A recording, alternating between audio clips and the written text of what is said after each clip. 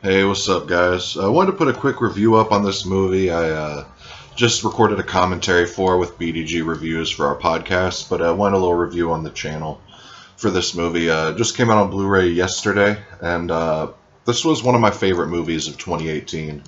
Until Hereditary came out, I actually liked Hereditary more, but this was one of my favorite movies of 2018 before that.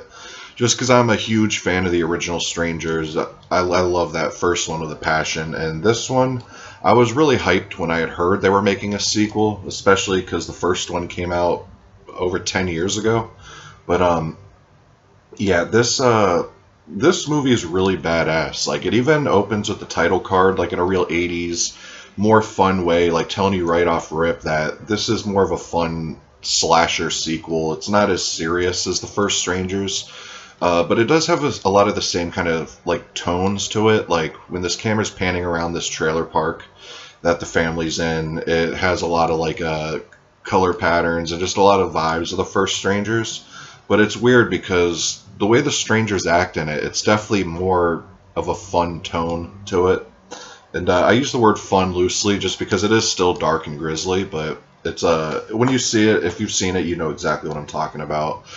But essentially, this old couple in the very beginning, they die, and you find out later who they are. So I don't want to give away any spoilers with that, although it does kind of get that spoiler out of the way pretty early on. But I still don't want to ruin anything for people that haven't checked this out yet. But then you're introduced to this family, a daughter, a brother, and the two parents, and they're actually sending the daughter off to like a reform school or something. They don't really go into detail of what all she's done, and which I think is kind of not good, just because when you're watching the girl, you don't really feel like she should be going to like a second chance reform school or something. So yeah, it's very weird, but kind of like the first one, it does just kind of throw you into this situation without any really backstory of anything.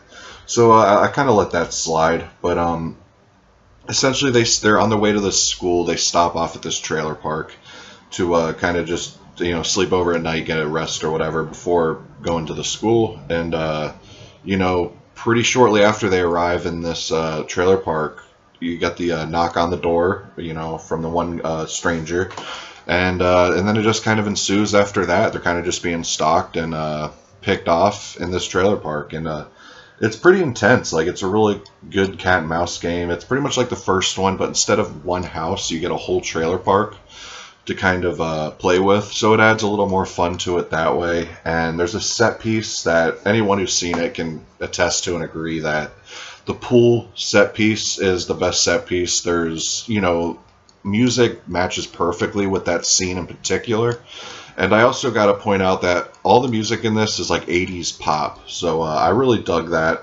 It fit it well because it does kind of make it feel like an 80s slasher.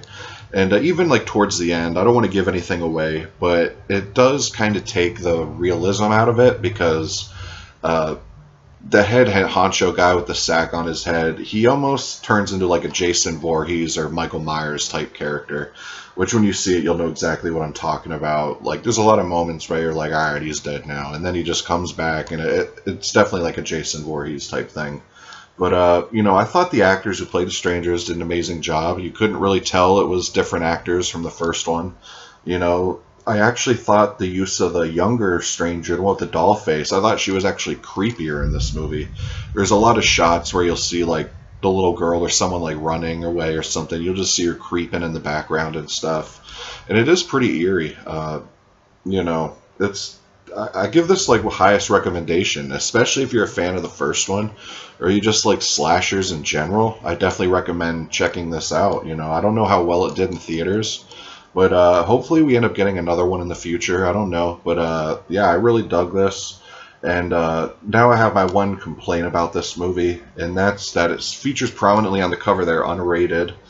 And me and BDG Reviews watched it. We couldn't find one difference in the theatrical cut opposed to the unrated cut. We even looked at the timestamps. They're both an hour, 25 minutes, and 37 seconds exactly. We were expecting some kind of different scene, and we didn't see anything, and we tried to look it up to see if anything online told you what the difference was between the two cuts, and we couldn't find anything. So that is kind of a disappointment, the fact that they display it so prominently on the front cover that there's an unrated cut, because I didn't find it, you know what I mean? So that was a really big disappointment. I mean, I love the movie anyways. I'm still glad to own it. I don't regret it in that sense, but I don't think they should have it stamped on the front unrated, like you're getting something, special there. Now, as far as the bonus features go, it says there's an alternate ending, and we did check it out, and it is a really cool alternate ending. I mean, it's only like 30 seconds longer, the old alternate ending, but it's pretty creepy, the ending. I actually wish they would have put that at the end of the movie instead of the ending they went with, but unfortunately there's no option to put that ending in the movie or watch it with that ending, which is kind of lame. And we were actually thinking maybe that's the unrated cut they're talking about, but it says prominently, and on the site it says alternate ending and unrated cut. So if anybody ever finds out what the difference is, I'm genuinely curious, and I can't find any info in it. So if anybody watching this knows, like, please comment below what the difference is, because I don't know. But there's a thing here called Prep for Night music video. And I just read here that that says director's cut, which is the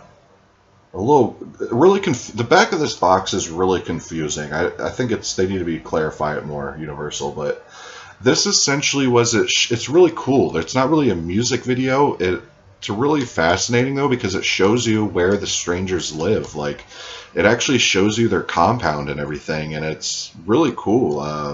It's really quick, and Tiffany's I Think We're Alone Now is playing during this part, and it's literally just showing you where the strangers live, and I think that's really cool, and it's pretty creepy, and it almost has like a Devil's Rejects type of feel to it, because they're in this house and all these cops roll up, and then it just kind of ends. But yeah, it's only like 2 minutes long. So and then it says a look inside the strangers pray at night, literally only another 2-minute thing.